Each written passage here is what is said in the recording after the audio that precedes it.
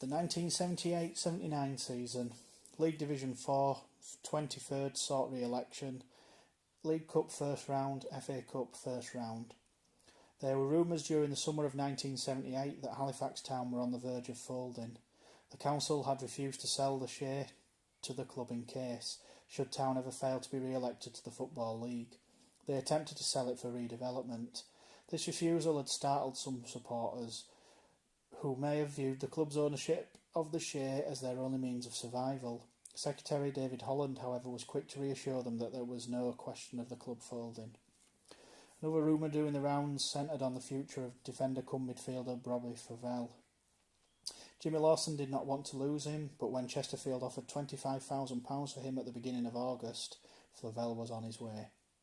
Lawson, though, was quick to spend all that money on Huddersfield Town's midfield dynamo Kevin Johnson, who thus became Town's most expensive player. But after only 46 minutes of his debut in a League Cup tie at Walsall, he damaged ankle ligaments and was sidelined for 3 weeks. Town lost the second leg at the Shea to go out of the competition 4-1 on aggregate, but Lawson wasn't unduly worried. After all, Walsall were a Division 3 side. The Town boss had instilled a strict dress code. This included club blazers and discipline at the Shea, and for the new season introduced a new all-white playing strip. A touch of the Real Madrid's, the Evening Courier proclaimed it, but that unfortunately was as far as the similarities went with the Spanish giants.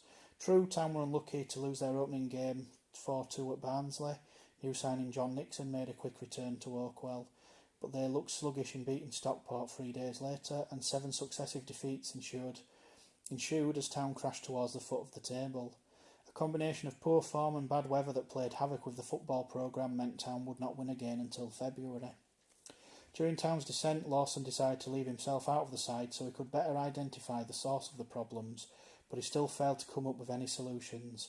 He saw fit to give promising youngster Mick Kennedy his league debut, but after Town touched bottom on the 25th of September, Rochdale's draw with Wimbledon gave them that unenviable distinction. Only 985 spectators turned up for the visit of Crewe. Town at least ended their losing sequence in that game, albeit a goalless draw.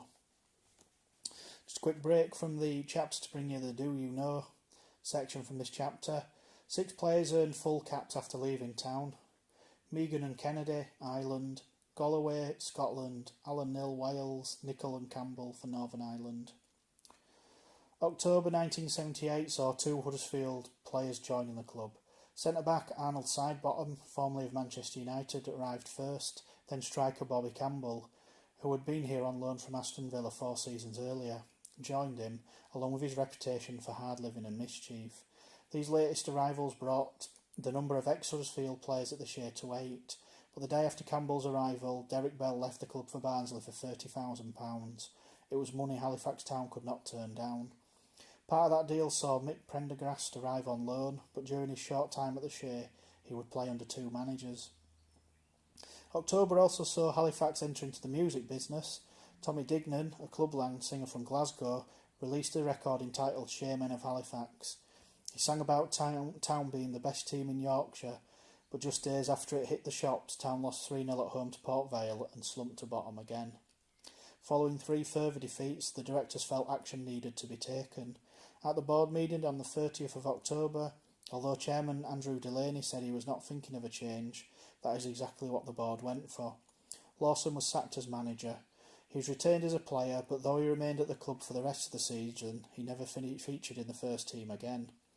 A short list of 5 was drawn up, and on the 3rd of November, George Kirby returned to the fold following a successful spell in Iceland to start his second stint as manager. But, as Alan Ball found out before him, he would find the going a lot harder the second time around. Kirby watched the side in action the following day at Hereford, where Mickey Bullock picked the team. The game ended 2-2, but Kirby could not work miracles overnight, and by the turn of the year, Town was still anchored at the foot of the table and had been knocked out of the FA Cup by Carlisle. Town were denied any immediate chance of closing the gap on the clubs above them, as the winter weather caused postponements nationwide for weeks on end. The situation got so bad that the Football League eventually extended the season by 2 weeks. At the Shea, snow lay several feet deep, and the club employed a bulldozer at one point in their vain efforts to get the pitch ready. No soccer meant no money coming in, so Halifax Town, whose finances were hit harder than any other club in the league, were grateful to their Shaymaker lottery for keeping things ticking over. When the side did return to action on the 10th of February, they went down at Crewe, lying 22nd, a result that left the Shaymen 12 points behind the Railway men, with Rochdale in 23rd place, 6 points better off than Town. Halifax started to make up ground 2 weeks later with a 1-0 victory at Port Vale, albeit through a Bill Bentley own goal, but victory did not come without a heavy price.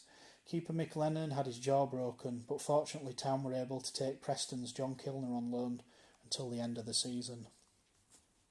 On the 3rd of March, the Shaymen prepared for their first home game since the 16th of December, almost 3 months earlier. The visitors were promotion-chasing Portsmouth, who were clear favourites to win. The match attracted a welcome 1,741 spectators, who saw Town pull off a shock 2-0 victory. Repeat performances, however, were rare. Town managed to win a second away game at Stockport, then later beat another of the promotion sides, Wimbledon, at the Shea.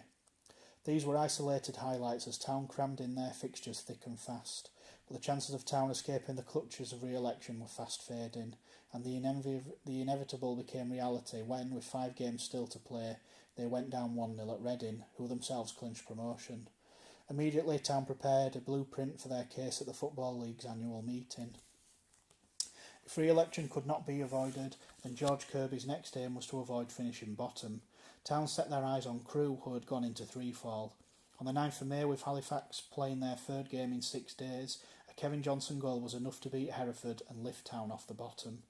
Town still had 2 home games left, and they could have put daylight between themselves and Crewe, but in the end the challenge for the wooden spoon went to the wire. Lee Bradley, one of 7 players not retained by the club, trainer Loskert Johnston, Nixon Carroll and Jimmy Lawson were the others, signed off with 2 goals in their final match, a 2-0 defeat by Scunthorpe. With Crewe losing to Rochdale on the same evening, Town finished above them on goal difference. Arnold Sidebottom had already been released to play cricket for Yorkshire, but Bobby Campbell left the club in more controversial circumstances. Warned about his drinking habits, he pushed Kirby to the limits and was sacked by the club before the final game. For Campbell, being shown the door at the Shea would not destroy his career. He would go on to break Bradford City's goal-scoring records and go with Northern Ireland to the 1982 World Cup finals. But he had proved to be a headache Halifax Town could have done without. The club's own future now rested with the chairman of the other 91 Football League clubs.